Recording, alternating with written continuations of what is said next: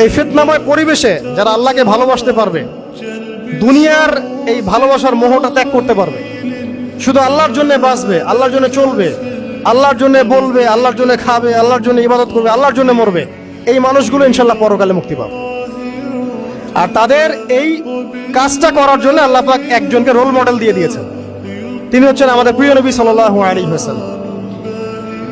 মুহাম্মদ সাল্লাল্লাহু আলাইহি ওয়াসাল্লামের সকাল থেকে রাত পর্যন্ত যে সুন্নাহগুলো আছে, আমি গত একটা লেকচারে বলেছিলাম, একদম তাহাজ্জুদ থেকে শুরু করে নিয়ে আবার ঘুমানো পর্যন্ত এই সুন্নাহগুলো যদি আমরা নিয়ম করে করতে পারি, আল্লাহ আমাকে তৌফিক দান করুক সবার আগে, তারপরে আপনাদের সবাইকে।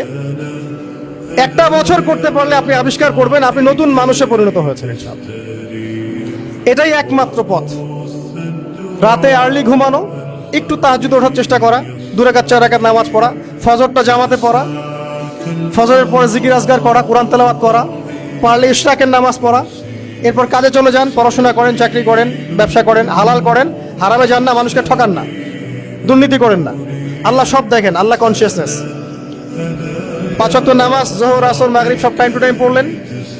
এর মাঝখানে আপনি দ্বীনি ইলম চর্চা করলেন, একটু তালিমে বসলেন, মসজিদে নামাজের পরে তালিমে বসলেন।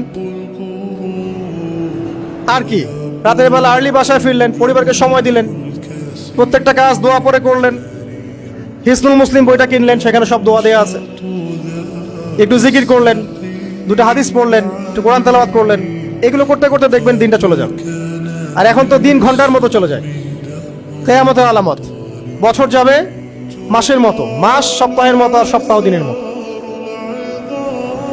সময়ের বরকত আল্লাহ তুলে নেবেন।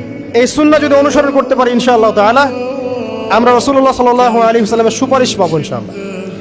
একই সাথে হাউজে কাউসারের পানিও পাবো ইনশাআল্লাহ।